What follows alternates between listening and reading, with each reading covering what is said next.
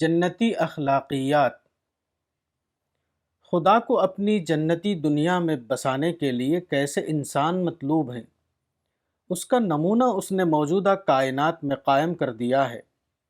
جو آدمی خدا کی ابدی نعمتوں میں حصے دار بننا چاہتا ہو، اس کو چاہیے کہ وہ خدا کی پسند کو اپنی پسند بنائے، وہ خدا کی تابعداری میں بقیہ کائنات کا ہمسفر بن جائے۔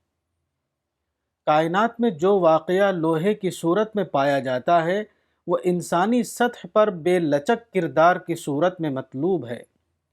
جو چیز پتھریلی زمین سے پانی کی صورت میں بہہ نکلتی ہے، وہ انسان سے نرم مزاجی کی صورت میں مطلوب ہے۔ فطرت میں جو چیز اٹل قوانین کی صورت میں پائی جاتی ہے، وہ انسان سے عہد کی پابندی کی صورت میں مطلوب ہے۔ مادی دنیا میں جو چیز مہک اور لذت اور رنگ کی صورت میں پائی جاتی ہے، وہ انسان سے خوش معاملگی کی صورت میں مطلوب ہے۔ خلا میں کھربوں ستارے مسلسل حرکت کرتے ہیں، مگر ان میں کوئی ٹکراؤ نہیں ہوتا۔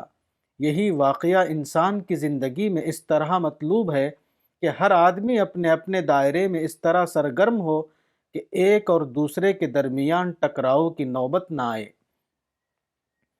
درخت کاربن لے لیتا ہے اور آکسیجن ہماری طرف لوٹاتا ہے۔ یہی چیز انسانی سطح پر اس اخلاقی اصول کی صورت میں مطلوب ہے کہ جو تمہارے ساتھ برا سلوک کرے، اس کے ساتھ تم اچھا سلوک کرو۔ پہاڑ اور تمام کھڑی ہوئی چیزیں اپنا سایہ زمین پر ڈال دیتی ہیں۔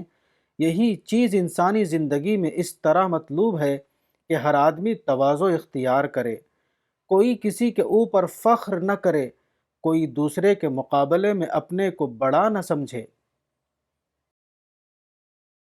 کتاب باغ جنت، مولانا وحید الدین خان، صفحہ نمبر 41۔